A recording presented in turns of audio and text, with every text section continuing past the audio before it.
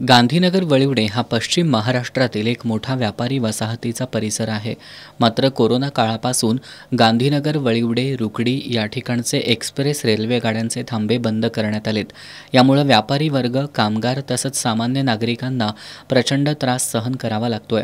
या ठिकाणचे सर्व एक्सप्रेस रेल्वे गाड्यांचे थांबे पूर्ववत सुरू केले तर गांधीनगरमधील व्यापारी उलाढालीला चालना मिळेल, तसंच प्रवाशांची सोय होणार असल्याचं शिवसेना ठाकरे गटाचे करवीर तालुका प्रमुख राजू यादव यांनी सांगितलं।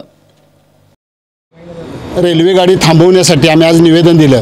कोरोनाच्या पासून गांधीनगरमध्ये कोणत्याही प्रकारचे म्हणजे कोल्हापूरमधून जाणाऱ्या आणि पुन्हा मुंबईकडून येणाऱ्या गांधीनगरमध्ये थांबा घेत नाहीत, त्यामुळे मोठ्या प्रमाणात व्यापारपेठेवर परिणाम झालेला आहे। मग शिवसेना असेल, अनेक राजकीय पक्ष, परत व्यापाऱ्यांनी सुद्धा निवेदन दिलं आणि आता कोयना एक्सप्रेस एकच गाडी आता थांबते। मग कोयना एक्सप्रेस थांबते, मग अधिकाऱ्यांना यापूर्वी आम्ही निवेदन दिलं, त्याबाबत अधिकाऱ्यांनी प्रयत्न केले म्हणून आम्ही आज अधिकाऱ्यांचा सत्कार केला आणि उर्वरित गाड्या म्हणजे सांगली, मिरज, हातकलंगडीवरून येणारे कामगार वर्ग असेल किंवा तिकडून येणारे खरेदीसाठी, कर्नाटकातून येणारे खरेदीसाठी लोकांना सुलभ व्हावं म्हणून सर्व गाड्या इथं थांबवण्यात याव्यात, याबाबत आम्ही निवेदन दिलं।